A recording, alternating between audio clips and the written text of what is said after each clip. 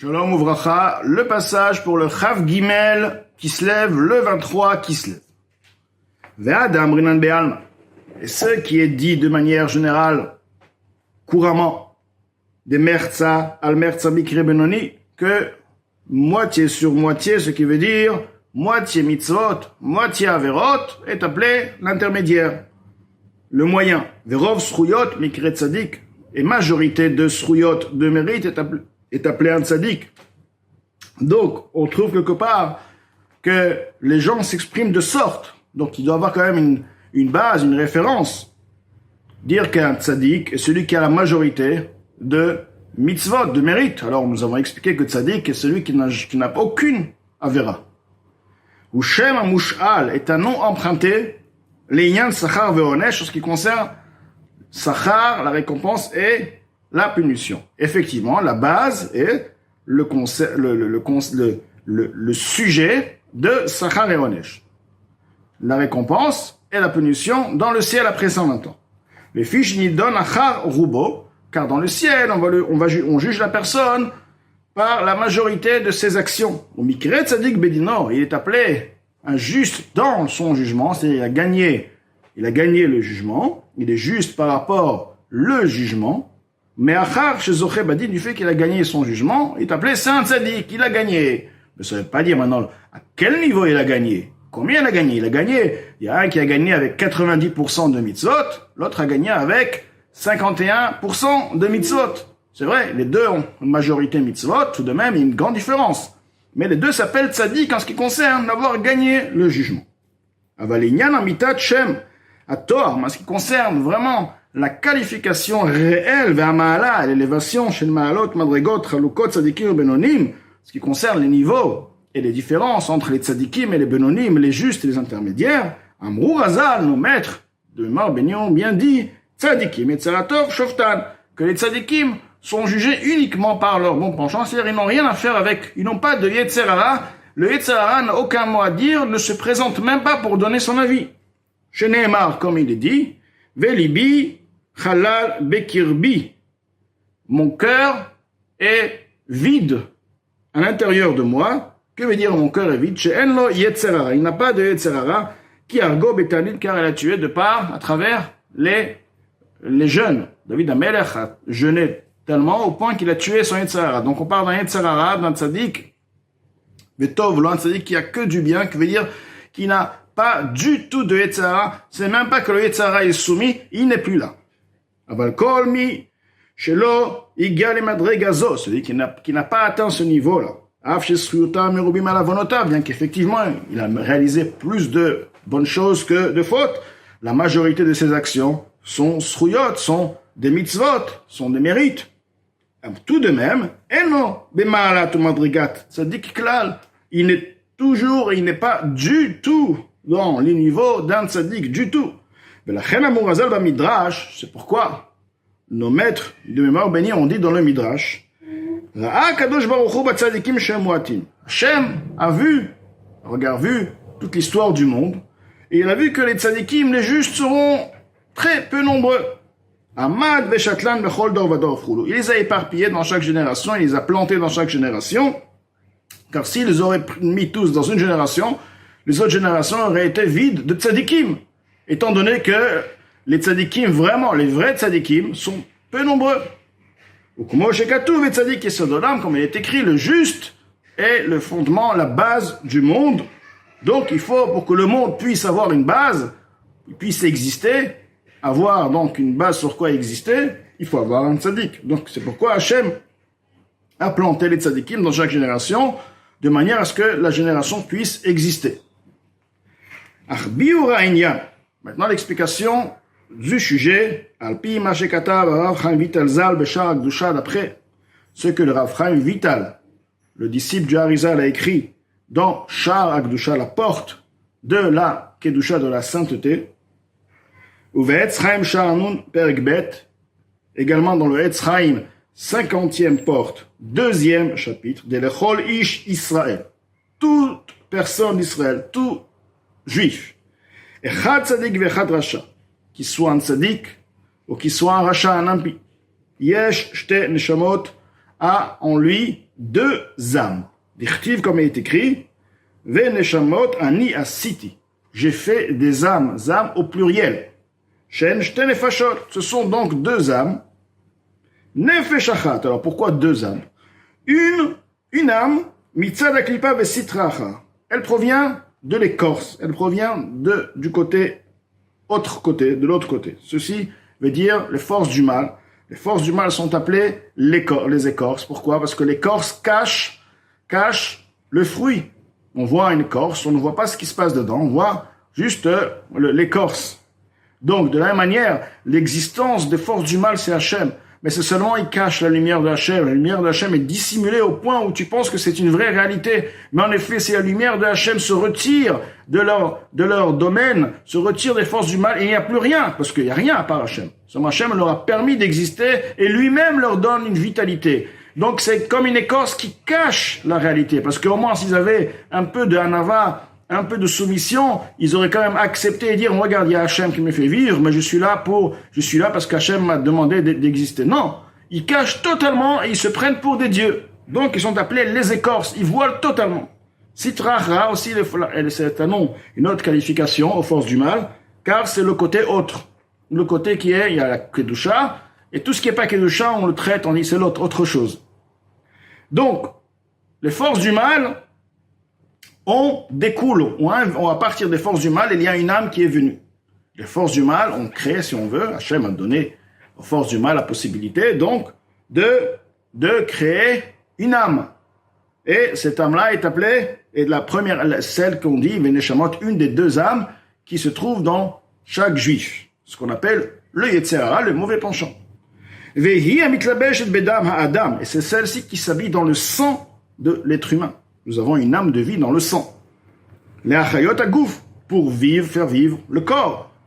Comme il est écrit, ki nefesh habasar badami, car l'âme de la chair, dans le sang, elle se trouve. Donc, où se trouve l'âme de la chair? L'âme qui est pour la chair, pour faire vivre le corps, elle se trouve dans le sang.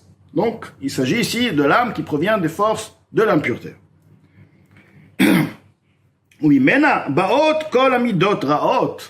De par cette âme, à partir de cette âme, proviennent tous les mauvais traits de caractère de la personne.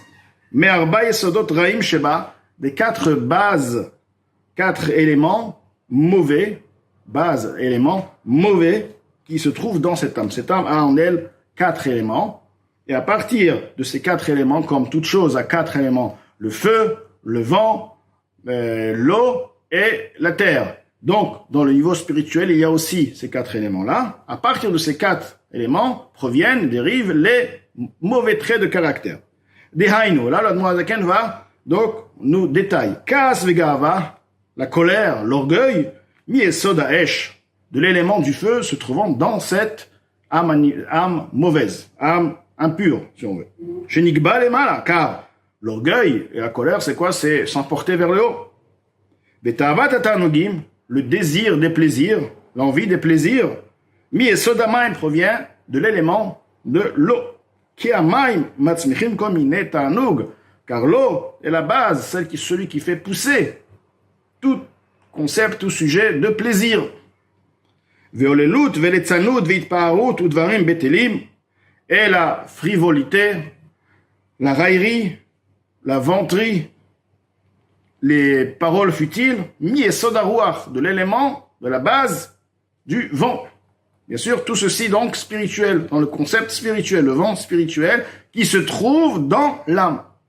Ve'atzlut, ve'atzvut, la paresse et la tristesse, la mélancolie, mi-esod ha'afar, provient de la base de la terre. Donc voilà, les mauvais traits de caractère, on les a compris, ils viennent de l'âme provenant de la klipa, des forces impures. Maintenant, vegam midot tovot shebetev hakol Israël. Nous avons aussi en nous, de par nature, des bons traits de caractère se trouvant dans la nature de chaque juif. Betol lotam, de par leur nature. Comme par exemple, rachmanut ou gminut chasadim, la miséricorde, la pitié. Le juif, il a en lui cette pitié naturelle. Il a en lui gminut chasadim, le don de vouloir faire du bien, donner, aider. Ba'ot mimena. Elle provient aussi de cette âme donc provenant de la klipa, des forces négatives, des forces de l'impureté. Alors on demandait comment est-ce possible, c'est une âme qui est provenant de l'impureté, comment elle peut engendrer des bons traits de caractère, ces deux bons traits de caractère. Alors il explique, Ki Israël, car chez les Juifs, nefesh zo de klipa, cette âme-là de l'écorce, provenant de l'écorce, himi klipat noga, provient de l'écorce de noga. Il y a deux catégories d'écorce, j'appelle ça écorce, une force impure. Il y a noga, comme il va expliquer, qui a un peu de bien en elle, et il y a les trois écorces impures qui ont totalement mal, rien de bien. Chez les Juifs, c'est vrai que cette âme provient de l'écorce de force donc impure, mais c'est l'impureté du number one, qui s'appelle noga, l'éclat, qui a un peu chez Yeshba Gam Ken Tov. Elle a en elle aussi du bien. Et c'est de ce bien-là que provient par nature, sans faire d'effort, l'envie de faire du bien et la pitié. Vehi misod etz adat tovara, cette âme-là provient de l'arbre, c'est le secret, c'est le concept de l'arbre de la connaissance du bien et du mal. Donc le bien et le mal qui est mélangé, à partir de là, cette âme-là découle et s'investit chez chaque Ben Israël, chez chaque juif. Ce qui n'est pas ainsi dans les âmes de ceux des nations servant les Gilulim veut dire qui font Avodah Zara, font les idolâtres. Gilulim en traduction veut dire les excréments, car il s'est appelé Gilulim, les excréments, les saletés. En mishar klipot tmeot, leur âme provient des autres écorces impures, chez En Bem Tov Klal, qui n'ont en eux aucun bien. Comme il est écrit dans le Etzraïm, Char Memtet Pere Gimel, porte 49, 3e chapitre, Vechol Tivu de Avdin Aumot of de Giluli. Tout le bien, alors les nations qui font du bien, alors on te dit, tout le bien que les nations servant les excréments, qui font Avodah Zara, et ceci de manière générale se réfère à tout le monde, font, à exception celui qui pratique les 7 lois de Noachit, etc., donc leur nefesh est différent. Mais de manière générale, tout le bien que les nations du monde faisant, donc Avodah Zara, les nations du monde, les Garma Yoavdim, d'où provient cette envie de faire le bien? C'est leur intérêt, c'est business. Alors que le juif, il fait le bien pour faire le bien. Les Garma Yoavdim, ils le font pour leur intérêt, ils font pas pour l'autre, ils font pour toi, ils font pour eux-mêmes. C'est pour eux-mêmes qu'ils le font, donc en fait, ils font pas de bien. Urdeita Begmara, comme il est rapporté dans le Talmud, Al-Pasuk sur le verset Vechesed Lorim Chatat, la bonté des nations, c'est une faute.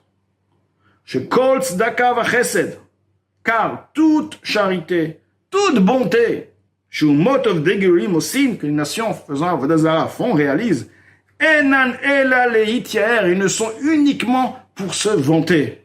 Donc, en fait, en faisant une bonté, leur bonté, en fait, est une vanterie, est une question de force, de pouvoir, d'orgueil, choulou, etc. Donc là, Admor Zaken nous a expliqué qu'il y a donc le nefesh de chaque juif qui provient de Klipat Noga, les mauvais traits de caractère. Tout de même, il y a 2 traits de caractère, la pitié et la miséricorde, par nature, car dans cette âme de Noga a en elle aussi du bien, c'est le concept, c'est l'arbre, le secret, l'arbre du bien et du mal, alors que les neshamot des non-juifs proviennent totalement, complètement du mal. Il suffit de gratter un peu, et dès qu'il n'y a plus d'intérêt, boum, on va comprendre exactement, on réalise la réalité. C'est pourquoi l'histoire ne s'est jamais arrêtée, toujours la même histoire, toujours, voilà, le monde ne change pas, tout est pareil, il suffit de gratter, il suffit de voir s'il y a un intérêt derrière, il n'y a pas d'intérêt derrière, mais en fait le concept, il est là. Donc là, nous avons déjà appris comme quoi la première neshama, si on veut, l'âme qui est appelée par la suite l'âme animale, l'âme vitale, qui se trouve dans chaque Ben Israël, cette âme s'appelle Klipat Noga, et par la suite, dans le 2e pérec, nous allons étudier, apprendre longuement sur la 2e neshama, l'âme divine, Nefesh Elokit.